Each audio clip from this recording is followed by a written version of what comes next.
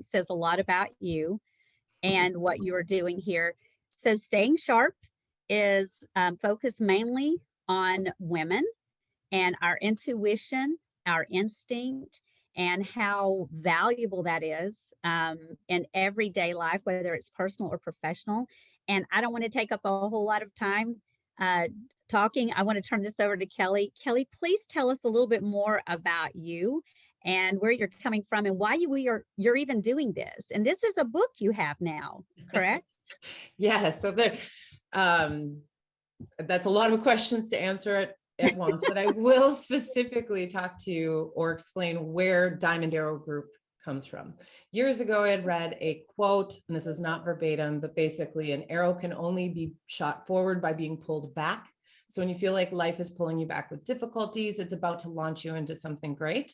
So just focus, keep aiming. So I've always had kind of a fascination then with arrows, and they have a lot of meaning for me. When I started my company, I wanted to incorporate an arrow somehow, and looking up the symbolism or different meanings behind different ways arrows are incorporated.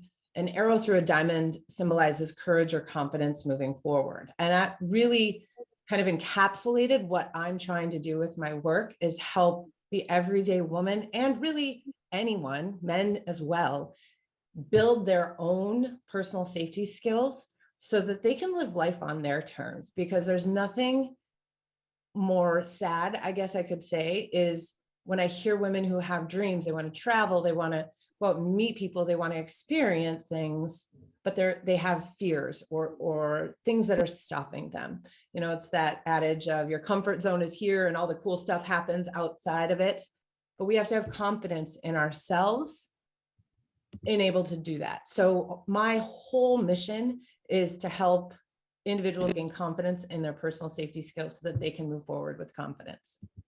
And I want to start off because typically I can talk about this subject for hours, and it's a challenge to really break it down and bring it down to certain time constraints. I do want to thank you all for being here today, and to thank Momentum Leaders for hosting me and leaving this open to the public so that I could also invite others to join and take part in this presentation. So we're going to share screen, and hopefully that will all work technology wise. Okay, so there. Okay, so how does that look to everyone? And I need a verbal from you, Darla, maybe to Sounds confirm great. that. It looks great. Yes. Okay, good. So again, my goal with this presentation is to help you build confidence in your personal safety skills. And this presentation is the Cliff Notes version due to those time constraints I was mentioning. So if you or your company is interested in learning more, my contact information is going to be listed at the end of the presentation, and you can reach out to me anytime you wish. So without further ado, let's get started. What number are we on? Okay, can everyone Oh my hear God, the is video? this not your mother's recipe? Yes, and now I'm passing it on to you. So try to keep up. Oh, next step is to fold in the cheese. What does that mean? What does fold in the cheese mean? He folds it in. I understand that, but how do you fold it? Do you fold it in half like a piece of paper and drop it in the pot, or what do you do? David, I cannot show you everything. Okay, well, can you show me one thing? Here's what you do. You just fold it in. Okay, I don't know how to fold broken cheese like that. And I don't know how to be any clearer. You take that thing that's in your hand, and you... If you say fold in one more time... It says fold it in! This is your recipe! You fold in the cheese then! Don't you dare! You fold it in! David! Oh, good. Now I see bubbles. David! What does burning smell like? Have you ever been told you need to be more aware of your surroundings? To which you said in return, great, so what am I looking for? And if I see something, then what do I do? And then what? And the more you try and get information out of what being situationally aware means, the less answers you get. And that's because something we do at a subconscious level can be really hard to discuss or teach at a conscious level to others. This is my working definition of situational awareness. Having awareness means using all of your senses and intuition to notice when something is off in your environment, then understanding what that means to you and your safety, and then lastly, taking action to preserve your safety. Because here's the thing why we want to focus on off, or why I emphasize off instead of something particular, is if we get stuck thinking a predator or a threat will look and act a certain way, we'll forget that monsters are real and they look like people. Everyone has their own standards, their own moral codes, their own ethics, and a criminal's standards will look nothing like yours. It's the saying, how could someone do that to another human being? Ted Bundy was considered charming and handsome. He didn't look like a cold-hearted killer. And in fact, oftentimes some of these threats may seem like a good Samaritan just trying to help us out.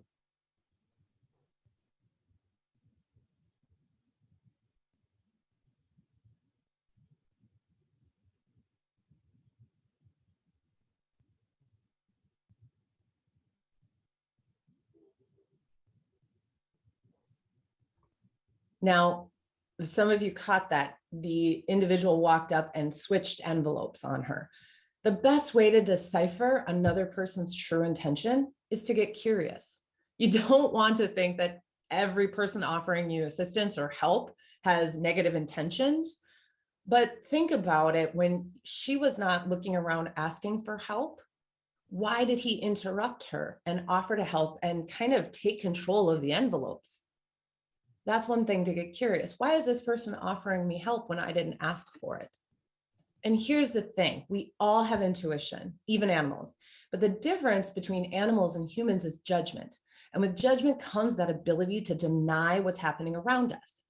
It's the saying, I knew I should have listened to my gut. I don't know why I discounted it, why I second guessed.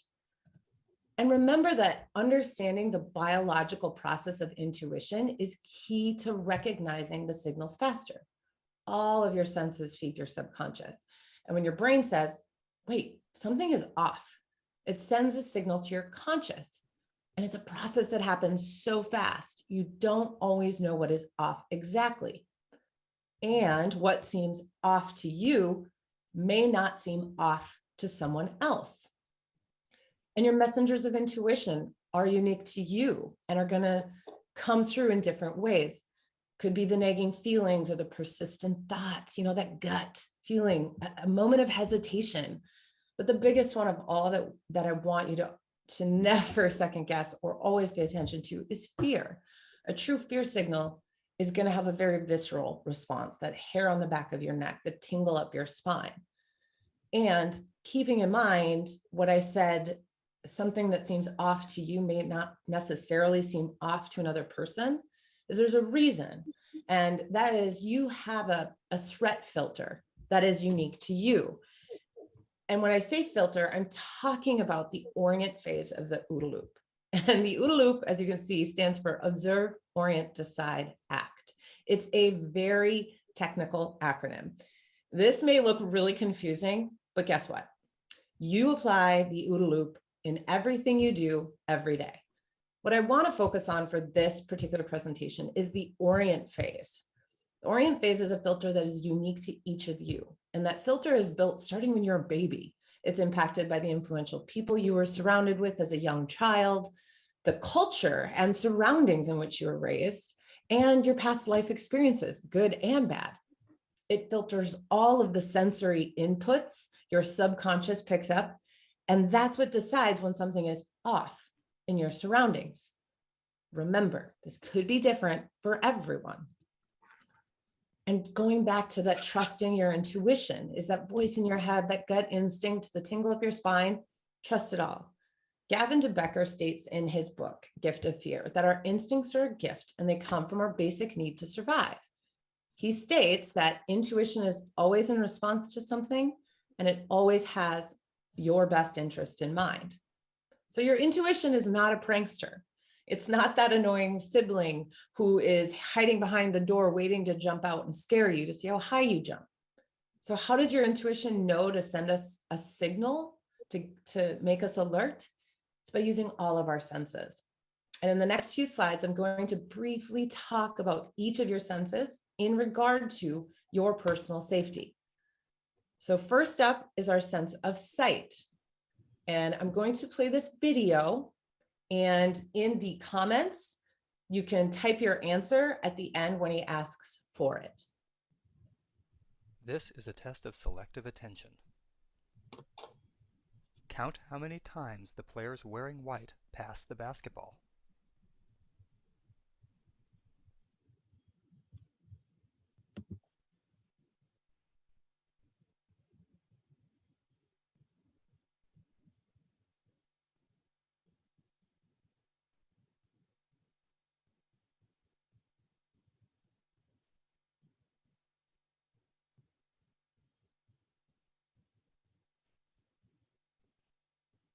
Okay, the question's coming up here. How many passes did you count? The correct answer is 15 passes. But did you see the gorilla? Now, you can say in the comments whether you saw the gorilla or not. Typically, about half and half of the room see the gorilla, don't see the gorilla. And this is a great video to show that our eyes don't operate like cameras that record scenes just as they unfold. Rather, our brains are taking in a number of different shots, interpreting them and assembling them together to form a coherent picture. So left on autopilot, our brain actually ignores many things in our environment, deeming them unimportant. This is why eyewitness accounts of crimes are notoriously unreliable, because in that moment, our eyes, our brain didn't think that information was important. So it kind of goes, I don't care what color the shirt was. Doesn't really matter. Nevertheless, sight is an incredibly vital part of your situational awareness, especially if you train yourself to look at things you'd normally miss. Your eyes tell you if someone is acting suspicious or if something is out of place in your hotel room, indicating someone's been there in your absence. But they can also spot peculiar features in the landscape to help you create a mental map to guide you home from a hike. They can scan for the exits in a building that you can remember later. Now, what is the first thing you see when I open to this picture? You can add that in the comments below.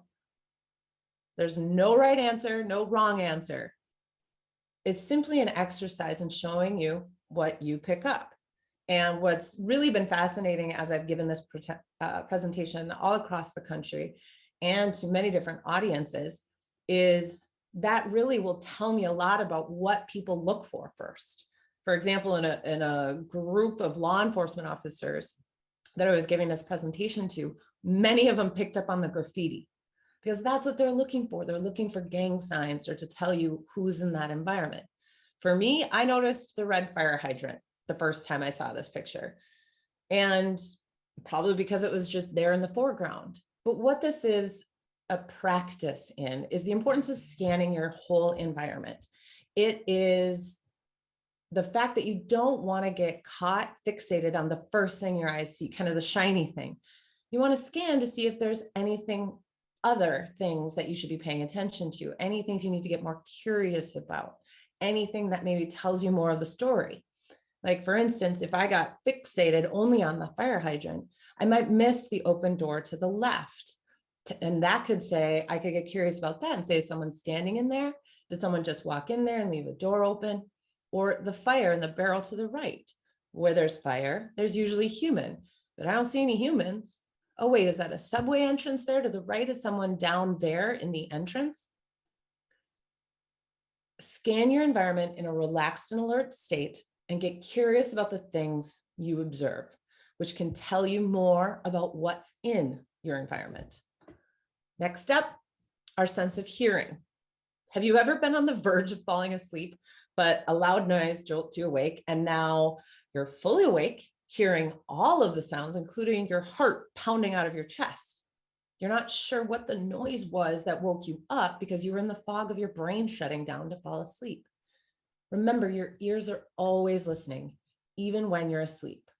Your subconscious is hard at work filtering the noises by what is normal in your house or your environment. When there's a break in that normal pattern, that's when it alerts you that something is different and you need to pay attention. A few months ago, I was traveling for work and staying in a hotel. And all of a sudden I heard my alarm sound going off. And I just remember thinking, gosh, I thought I had more time to sleep. I can't believe it's already time to wake up. But when I rolled over to grab my phone to turn it off, it wasn't my phone going off. Here, the person in the next room over just happened to have the same alarm sound. But my body, my ears, my brain said, that's your alarm sound, time to wake up. And so it's a good example of how listening for sounds, even when you're not conscious, is what your brain, your orient filter, your subconscious is constantly doing. By listening to the tone and inflection in someone's voice, you can get a good idea of their emotional state. It's also the saying, parents have eyes in the back of our heads. Obviously, this isn't true. It's the fact that we use our ears to tell us what our kids are up to. Or if there's no noise, then we also know that could be a sign of something going on. The quickness and sharpness of our hearing evolved from its survival advantage. At night, our great sight diminishes, our completely fails us, and we can't see anything beyond our field of vision. But our ears can still pick up sensory input in darkness, around corners, through hotel room walls, in order to build a mental picture of what's going on. And listen, we're completely surrounded by noises every day, but just like with sight, your ears can be listening without your brain really hearing them. Your antennae are always up, but they don't always send a signal to pay attention. Such signals maybe only register in your conscious awareness when they're particularly salient or when they break that usual pattern, tone, rhythm that your brain expects, like when there's a scream, a crash, or other loud noise you weren't expecting. And on the flip side, we can tune into more sounds than we usually hear by quote unquote perking up our ears, concentrating and then trying to distinguish and pull out noises we're usually ear blind to. It's that example of hearing your name at a loud social gathering. All of a sudden you hear your name said across the room and you can almost hone in on that particular conversation. What are they saying? And keep in mind, hearing works faster than all of our senses. You probably hear a car door slam and then look to see who's pulled into your driveway. Never underestimate the usefulness of your hearing in building your situational awareness skills. Next up, smell. You might not be able to see or hear someone smoking in the shadows, but you'll definitely smell that cigarette smoke. Human smell is in one way superior to the animal variety in that we have the ability to consciously analyze smells and interpret what they might mean. If you smell gas when you walk into a building, you know you need to leave immediately. Smells are also most closely linked to memories. Like in this picture of a campfire, it makes me think of summer. It makes me think of camping. I have really good memories associated with the smell of campfire. If you grew up somewhere or you live in somewhere where you're prone to forest fires, that smell might have a completely different memory attached to it. It might make you think forest fires and not be a pleasant memory. Smells also are closely linked to memories of people. This is why maybe a certain perfume makes you think of your grandma or a favorite aunt or so on and so forth. Women also have a better sense of smell than men due to a more developed orbital prefrontal region of the brain. And kind of interesting, you can actually smell fear and disgust through sweat. You may not know or understand why, but your subconscious is going to pick that up. Next up, touch. Your sense of touch can be broken down in two ways. If you were ever physically attacked in the dark, you could feel for the type of hair they have or any at all. You could feel for facial hair or the type of clothing they're wearing. Is it a silky fabric or something more like a sweatshirt?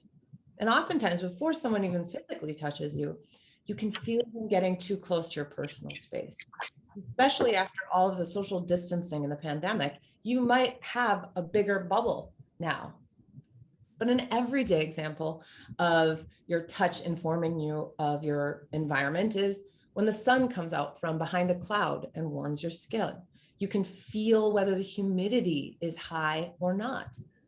And the other feeling is that feeling of a sense of emotions in a space or a room, whether they're joyful and celebratory or more of a heaviness.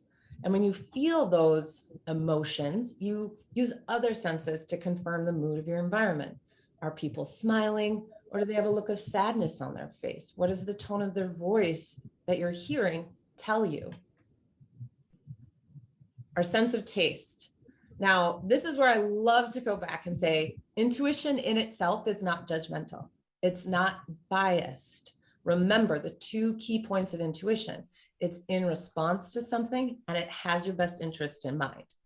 So our sense of taste is the perfect example of this. Have you ever drank spoiled milk? By accident, of course. Before you can even consciously go, something tastes off with this milk, your body is naturally trying to get rid of it, because it's in response to that immediate, and it doesn't want you to have food poisoning. It doesn't want you to get sick. It has your best interest in mind. And listen, you can start to sharpen your senses and recognize when your intuition is sending a signal by incorporating small daily habits on a regular basis. And over time, these simple habits will make a dramatic improvement in your ability to stay present and aware of your surroundings. Keeping in mind that orient filter in your subconscious is probably a little different than anyone else's. So your perspective of the world and how you interpret clues in your environment will vary. There is no perfect prescription for situational awareness. And you'd never want to rely on one specific sense to tell you about your environment. This next video is a great example of why.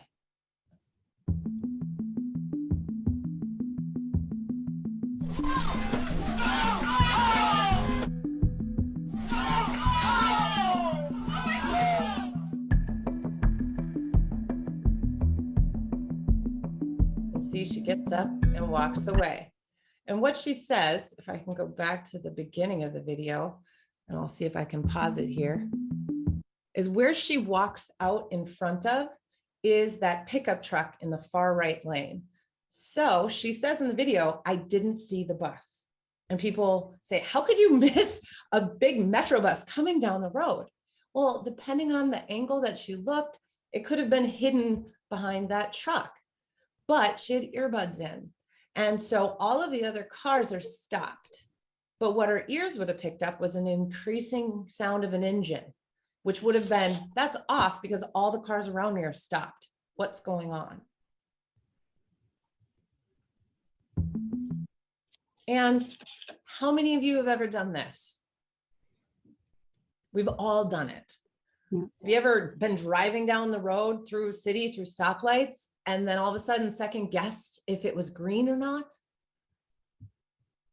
There's no such thing as perfect situational awareness. We need to sleep. We have moments where we might be daydreaming.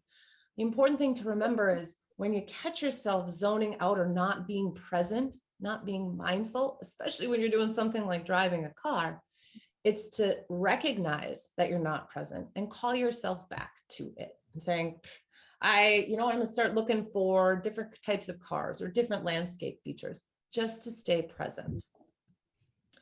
And in order for our intuition signals to get through, we need to work on staying calm.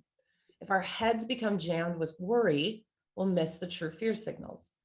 Here's something to keep in mind regarding the difference between worry and an intuitive fear signal. Worry is manufactured. We worry about things that haven't happened yet. A true fear signal is organic. So I like to think about in our heads, if your head is jammed with a lot of thoughts of worry, it's really noisy. It's kind of like a room full of people all talking at once. So when that one true fear signal, who's maybe across the room, is trying to get your attention, it's really hard to cut through all the noise. Put trust in your natural survival instincts. And too much worrying can cause stress. Stress narrows your attention and can cause tunnel vision. When you're walking around, remind yourself to stay curious.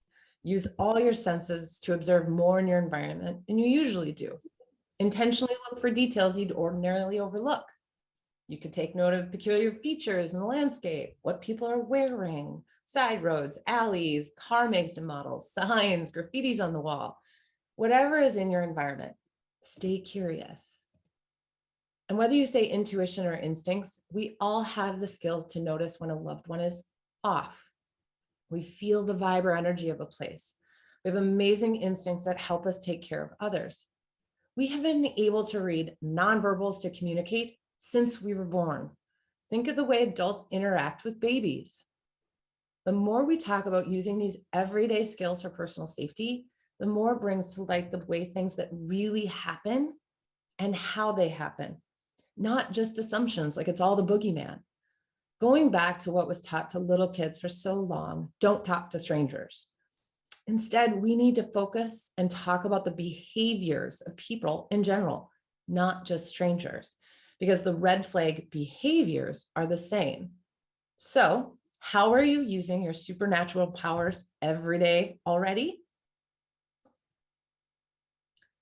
There is this whole big, wonderful world out there with lots of really cool people. And I've gotten to go on many different adventures and have awesome experiences because of the strangers I've met. You know, it's like I said at the beginning, there's the saying that the really cool unicorn magic stuff is right outside your comfort zone.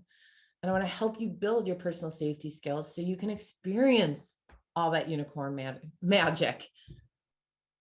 The foundational skills to increase your personal safety are understanding how your senses feed your subconscious, how those inputs are filtered based on your life experiences, and learning how to trust your intuition. So how many of you have responsibilities? I can pretty much bet the farm that it's all of you. You need to take responsibility for your personal safety and learn how to keep yourself and your loved ones safer. Be your own hero. What are you going to do until help arrives? Creating emergency plans and protocols before something happens is key, because when tragedy strikes, every second counts. The sooner you can get to safety, the better. How many of you have taken communications classes? You know that clear communication leads to greater success at work and at home. Being able to clearly communicate what you want and don't want is key. When it comes to your personal safety, it doesn't necessarily have to sound like a drill sergeant giving orders. Use humor if that's what feels normal to you. Like someone standing too close. Whoa, I know my perfume smells good, but don't stand so close to me. Their reaction to your comment will tell you a lot about their intentions and how you need to respond next. I mean, how many of you have just gone with it, whatever it was? Because even though you were uncomfortable or you didn't want to do it or go there, you didn't want to offend someone. In our heads, we all see ourselves being able to verbally communicate our true thoughts. But then sometimes the moment comes and we get uncomfortable saying out loud what we really want because we're worried about the other person's reaction. Remember, your safety is your priority. You are not responsible for the other person's response to your boundary enforcement. That gets into the importance of emotional boundary setting. And boundary setting and enforcement is an entire training on its own. How many of you have worked on how you carry yourself to have a positive first impression? You never get a second chance to give a first impression. That's why there are so many career classes on how you carry yourself when you walk into a room, having a firm handshake and making eye contact. There's actually a famous study from the 80s where 2 psychology professors recorded people walking down a New York City sidewalk. People didn't know they were being recorded because they wanted people to walk how they would normally walk, going from point A to point B. And then they took a short segment of that video and showed it to inmates in a nearby prison who had been incarcerated for muggings. And they said, hey, who would you target as your potential victim? And they picked the same people. And it wasn't based on age or race or sex. It was based on how they carried themselves when they walked down the street. Many of you have probably heard the saying, she's 100 pounds soaking wet, but I wouldn't mess with her. How you carry yourself projects so much about yourself. And that's why building confidence in your personal safety skills will actually improve also how you carry yourself when you're going about your day. How many of you have looked at your to-do list in the morning and mentally gone through what order things need to happen and when so that you could get them all done. We can mentally strategize where we need to be, by what time, and how we're going to get there. So using those same mental skills to strategize how we would react in a threatening situation can make a tremendous difference in our safety and survival. Thinking back to what I said before, every second counts when a threat is present. If you have a mental plan in your head, you can take action that much faster. And I've heard, I don't even know who to cite as the original source, but I've heard over and over again, your body can't go where your mind hasn't. So building some of those mental skills is so important. And going back to there's no such thing as perfect situational awareness. You can't create a mental plan for every possible scenario. It's impossible. But starting to build those foundational skills will have a dramatic improvement in your personal safety. How many of you have driven a car? Again, I'm going to guess most of you. I like comparing that entire OODA loop process to driving a car. As you're driving, you observe the street signs, the stoplights, the cars around you. You might even observe your fuel level on your car, if you need to change the oil or the tire pressure in your car. You then set the distance between your car and the car in front of you based on some of those observations of maybe the road conditions or the speed and whether or not you've ever rear-ended someone before. If that gap of space gets smaller, you think about your driving options. Should I tap the brakes or should I change lanes, depending on what you've observed in your environment? And then lastly, you will actually tap the brakes or change lanes, taking action. And what's important to point out is if you get stuck in that decision loop, should I tap the brakes or change lanes? And you go back and forth between the two, if you don't take action, you're going to rear end that person. And that's what we have to remember in that decision-making loop, is it's so important to consider your options and then take action, because then the loop starts all over again. And if you need to make another decision, you can take action from that point. What we don't want to do is get frozen or stuck in indecision. And listen, we all have worries. We've all felt fear in some capacity at some point in our life. But fear does not stop death, it stops life. I'm willing to bet that you have a story about getting an intuition signal about someone or something. That's normal. But what I don't want for you is to stop doing the things you love because you don't know how to use the life skills you already have to stay safe. So what if we change the perspective on fear? What if we learn to look at fear as our ally? I loved this quote in Marie Forleo's book, Everything is Figure Outable. Fear is your ally. She's a caring messenger and supportive friend, and she's always got your back. If fear gets you to take action to avoid a potentially dangerous situation, it's a good thing.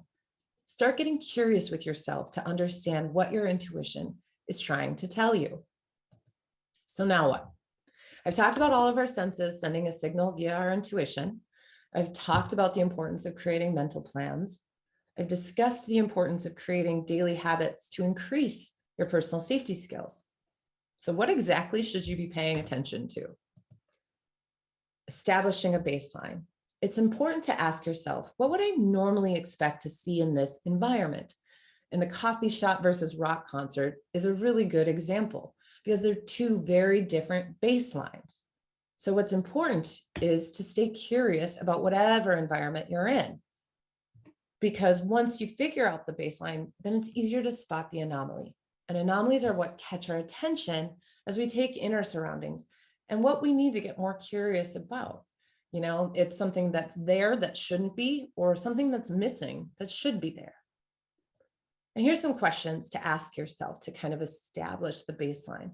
What's going on here? What's the general mood of the place?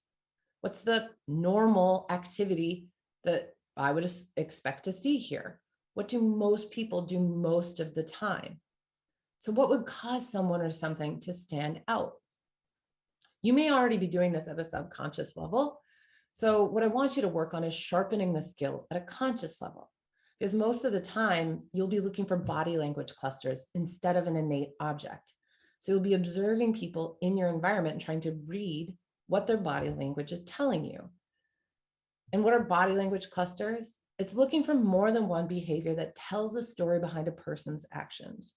Seeing one behavior could potentially mean a variety of different things, such as someone having a bad day, or maybe someone's really happy because they just got a call that they got the job and jumping up and down. Context will matter, and why it's so important to stay curious, to watch for body language clusters to confirm what you're observing. You can practice this exercise everywhere you go. It's people watching 101. And some different descriptions of body language clusters are that dominant submissive behavior. And this behavior cluster, body language cluster, comes up very frequently in the anti-human trafficking training as you're watching for those type of behaviors. The comfortable, uncomfortable behaviors. A great example of that is the Boston Marathon bombing. The brothers were easier to pick out in the surveillance videos after the fact because they were the only two people that didn't turn to look when the bombs went off. They were very comfortable in an otherwise uncomfortable situation. And interested, uninterested behavior.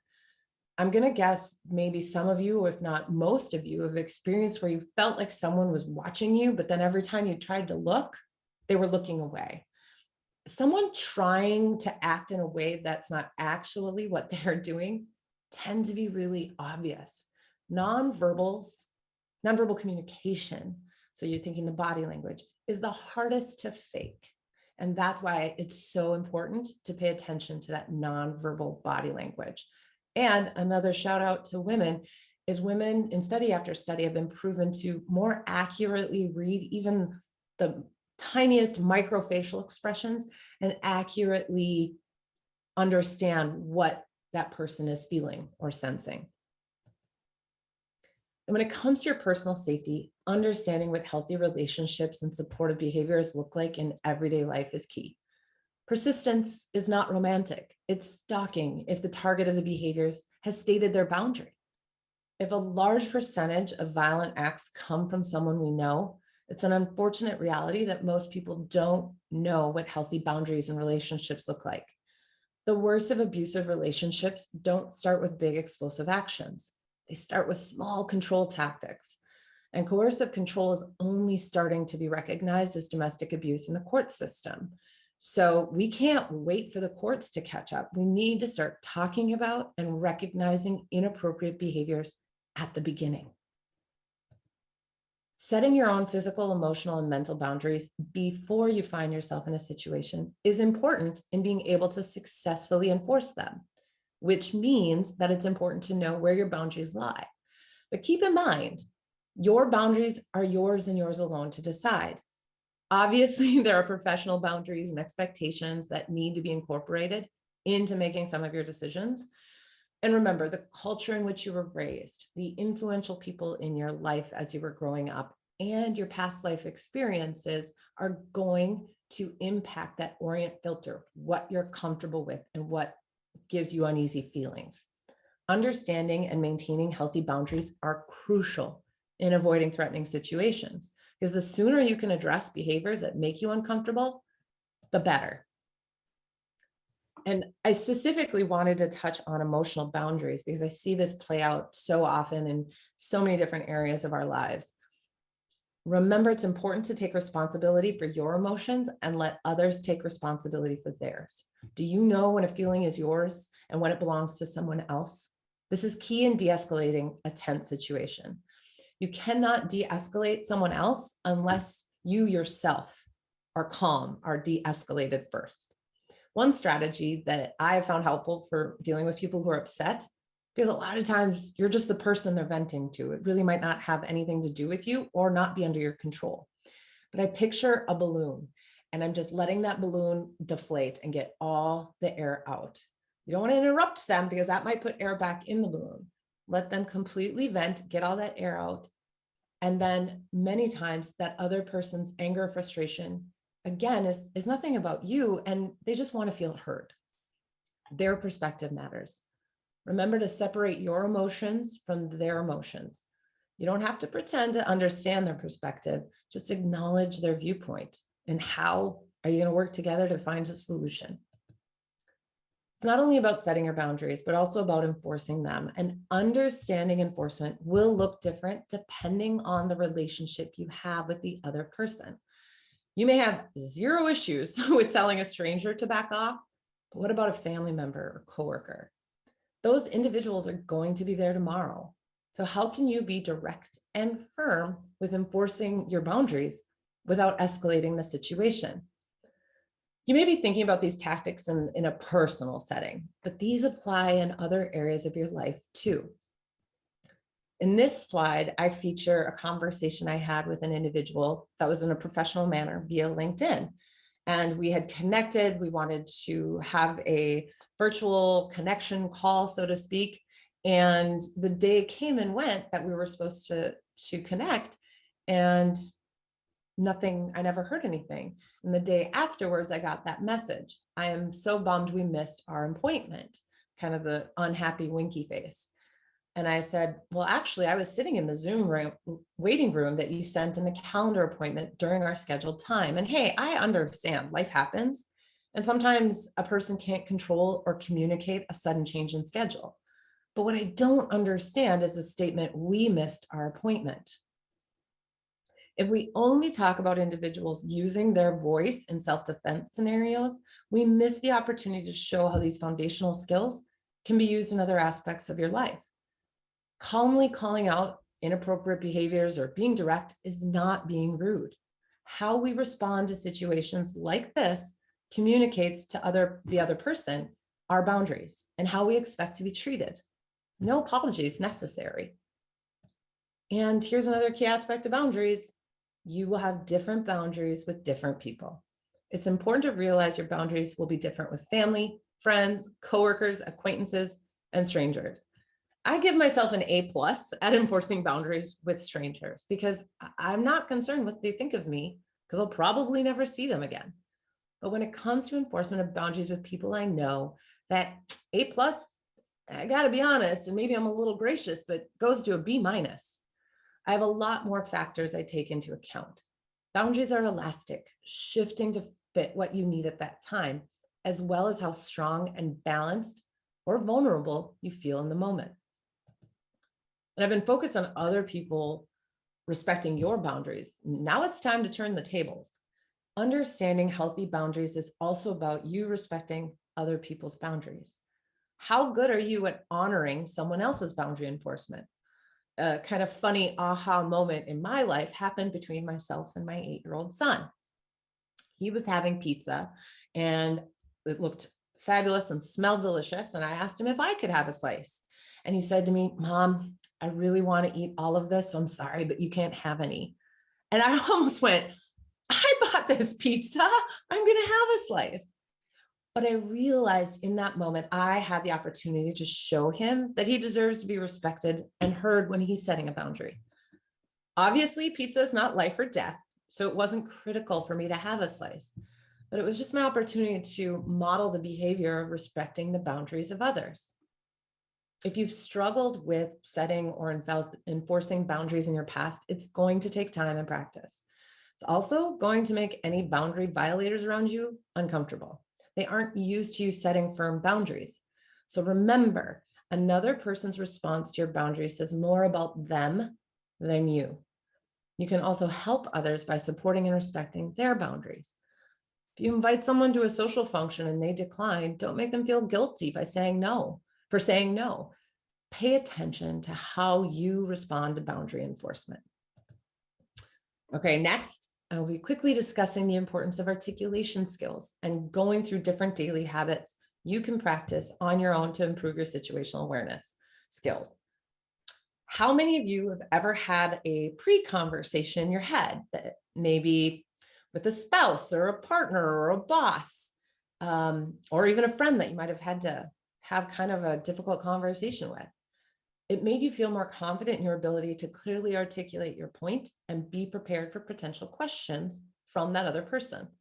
It had a calming effect on your demeanor and set the tone for that in-person conversation. This mental preparation habit is also a great tool to sharpen your personal safety skills. What would you say to a stranger who is in your personal space? How about a coworker? How about a friend or family member? Oftentimes we think, oh, no problem. I can articulate with the best of them. But here's another point to remember, is decisions made in dynamic situations are rarely perfect. The fancy term for this is heuristics.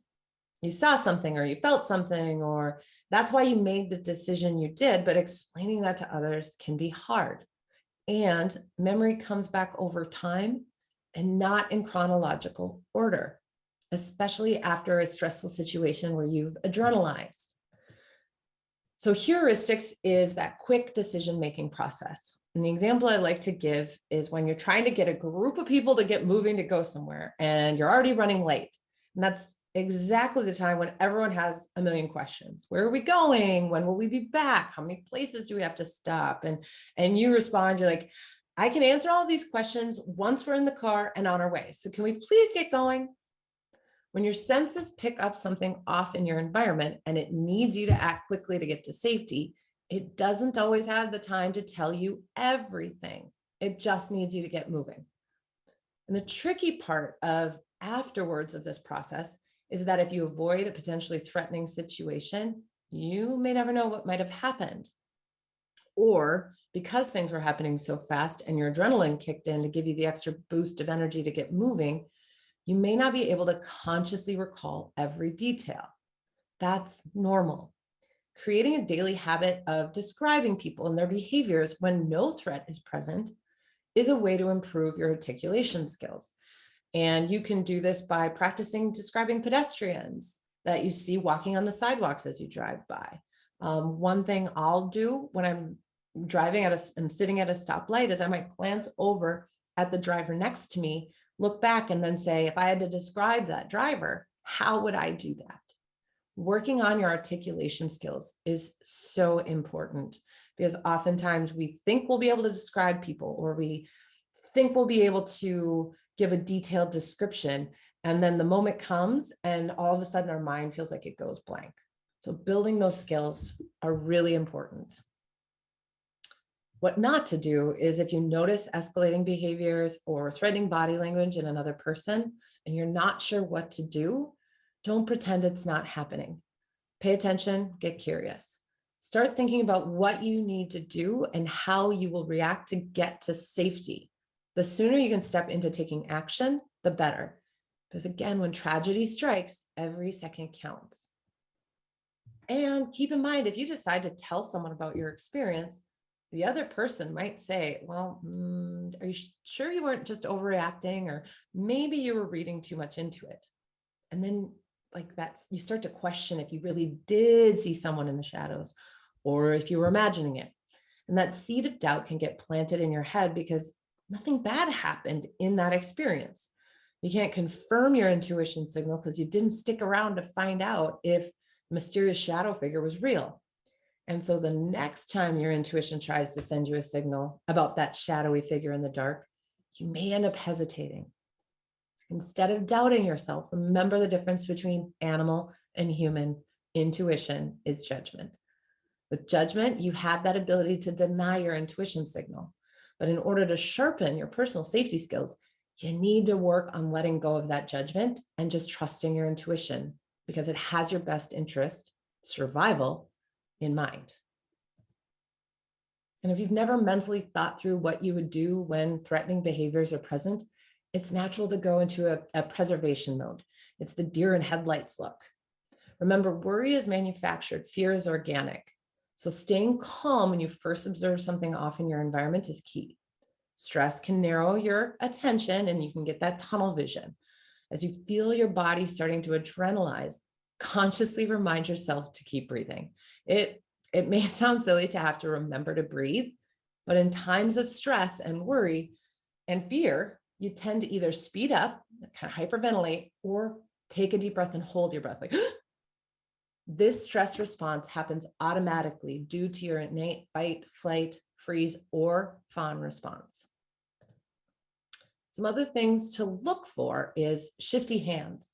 Hands often give you away. People who are concealing something they don't want discovered, like a gun, a knife, or a stolen object, are often going to touch or pat that area on the body where the object is concealed, excuse me, to ensure the object has not been lost and that it's still hidden from view. So also, how someone holds an object will give you clues on how they intend to use it.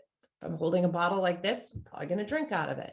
If I'm holding it like this, I might be using it as a weapon. Another thing to keep in mind, especially when you're out in a crowd, is not every crowd is violent, but every crowd is dangerous. And I've seen now a couple videos of instances where there was a panic and kind of the stampede. Do you know how to move if there's a lot of people moving in a direction? They compare it to moving as if you were caught in a riptide. You don't want to fight and try and go against it. You want to slowly move with the crowd and push to the outer edges. Things like this that you can think about mentally strategizing what you would do, where you would go, how you would get to safety can make all the difference in the world when a situation arises. And now listen, situational awareness is a mindset that you have to purposely cultivate. And you got to get to that point that it's just something you do without having to think about it. Practice it regularly. Don't be paranoid, just mindful. And if you do that day in and day out, situational awareness won't be something you have to intentionally think about. It'll just be something you do naturally. Listen, I want you to travel to all the places on your bucket list, and I want you to meet tons of new exciting people and experience really cool things. And I want to show you that you already know how to do those things, but now I'm helping you give a deeper knowledge, a foundational knowledge on the skills and how to use them from the perspective of personal safety. You got this. Small daily habits produce the best results long term. There's not a magic switch that just turns on and all of a sudden you have perfect situational awareness, because there's no such thing as perfect. Focus on changing paranoia to curiosity. And if you continue to practice, soon it will become second nature. So as I mentioned earlier, I welcome all of you to continue this conversation by following the Diamond Arrow Group on any of our social media channels or connecting with me on LinkedIn. If you have questions that we don't get to today or a story you'd like to share with me later, feel free to send me an email. It's just kelly@thediamondarrowgroup.com. And as Darla so kindly mentioned at the beginning, I did release a book this year called Sharp Women. It is available on Amazon, and it breaks down typical scenarios women face that could potentially threaten their safety and gives really actionable, practical tips on how to handle them. And the reason why I titled the book Sharp Women is because I believe all women were born sharp, but cutting through life's crap and society telling us who we should be or how we should act just dulled our edge. It didn't break us. We just need a little sharpening. And I do want to mention for all of you in the Birmingham area that I do work with Counter Threat Group, which is actually headquartered in Birmingham. And that company focuses on the risk reduction and prevention and providing expertise for the business, the faith, medical, and educational communities through the threat assessments and research trainings. And I've partnered with them to kind of offer my training to give more of a holistic offering. And with that, I will take any questions. Thank you so much, Kelly. I appreciate that. And while I'm waiting on you, while I'm waiting for others to put any questions that they may have, I personally have one question right here. Sure. Everything you've been talking about, I have always been fascinated with nonverbal communication. And you said on there that women have a little bit more of an edge when it comes to that, of noticing the idiosyncrasies of human interaction. That was pretty interesting. I have not paid. I knew we had more developed sense of smell, but I didn't think about that as just being able to pay more attention to, how people are handling themselves during a day-to-day situation, or even in a difficult conversation that you're having to have with someone. So thanks for sharing that. That's interesting. Yes. And it's not to say that guys aren't good at it, that men aren't, but if we really think about it from like a biological process, is typically women are the caretakers And babies aren't verbal when they're born, but we've got to figure out what they need, what their cries mean, what facial expressions, all of these things, how they're behaving. So to me, I know exactly when my friend is having a bad day before she even says a word, right? Like we're just really in tune. It's part of our empathy. And that's a good thing. And it can also be used against us. So if you recognize like, hey, I'm going to watch for nonverbals, because I heard a saying, what if their audio is not matching their video, I'm going to pay attention to the video. Like, what are their actions telling me more than what their words are telling me? Seeing an awful lot of really everybody's saying thank you, and Thank you all for being here. I do want to encourage everyone to please check out her book, and to also reach out to Kelly if you want to know more about how you can get involved and learn more about this. This is fascinating to me and very helpful. Thank you. Thank you so much, Kelly. Yes. And I know that right now there's a lot of scary things out there. And so the more that all of you can help spread awareness of my work, I'm constantly trying to share tips or daily habit practices, or to walk through scenarios with everybody, out on the social platforms, because I don't want people to kind of cocoon in fear. That's not how we deserve to live every day. So. Right. And I appreciate that too, because we do need to be very aware of what's going on around us while we still enjoy life. Yes. But I think we're going to enjoy life better if we know we're taking good care of ourselves. Thank you for teaching us that today, about our safety is our responsibility, and to not undermine our gut instinct. Yes, exactly. Our superpower. Yes, I love that. Yes. Well, everyone is being just so gracious. Thank you so much. Wonderful presentation. I love what this, Jennifer, she said, my father raised me to think this way, but I realized that I haven't done a great job teaching my kids. Thanks for the reminders. Important timing, giving what happened this week that is on the radar. So appreciate this. Yes. I think the message is timely. Go ahead. I just was saying, I think your message is very timely for all of us.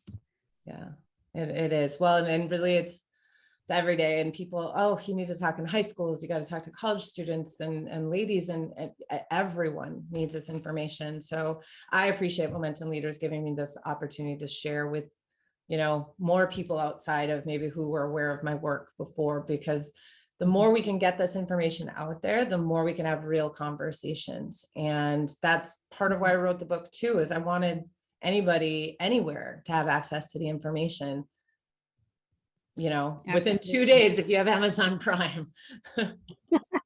Well, and that's true. And I think this is something that's very valuable for everyone who is on here, to get this information in front of your own companies, your organizations, and to reach out to Kelly for even some further training, if I may. I'm going to go ahead and do a shameless pitch for you, Kelly, because I feel like this is something that every business and organization, every church needs to be paying attention to, in schools, because we're here in the South and we want to be polite. We don't want to be rude.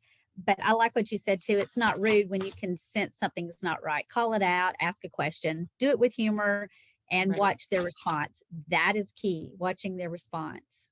And I know that I don't know if it's a meme or a quote that went around, or however the story gets told a million different ways, telephone. But if someone ever says an off-color joke, or a joke that they're trying to make you uncomfortable, to say, I don't understand, what do you mean? And I think to me, that's like the perfect example of getting curious, because if you're getting curious, like, I don't understand, what did you mean? Then they have to explain it, and then they'll either get really embarrassed and walk away, or they'll realize, now I'm stuck and that was not appropriate. But it's not getting direct or in their face, so to speak. So again, that focus on getting curious with people is so important. I like that. Thank you. Well, as I can see, everyone has just been so impressed with you. And I just want to remind everyone that this will be on our website. The recording will be, as well as information on how to reach back out to Kelly. And we do appreciate you being here. Thank you again. Thank you all. Have a fantastic rest of your day. And I'd love to talk to any of you after this. Absolutely. Thank you. All Y'all have right. a great day. Bye. Bye-bye.